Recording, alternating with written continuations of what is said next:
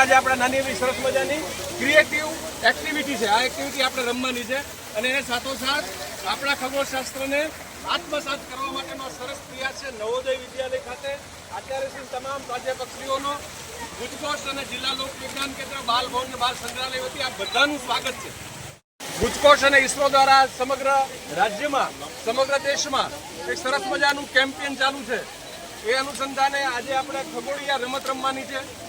પરિક્રમણ કોને કહેવાય, પરિભ્રમણ કોને કહેવાય, ગ્રહો શું છે, જો આપણે કહીએ તો એને શું કહેવાય? પરિભ્રમણ. પરિભ્રમણ શું કહેવાય? ચાલો આ દરેક ગ્રહો પોતાની બધાય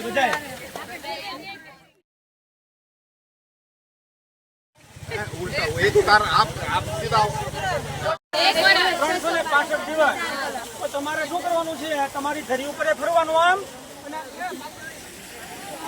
ચાલો રાખો રેડી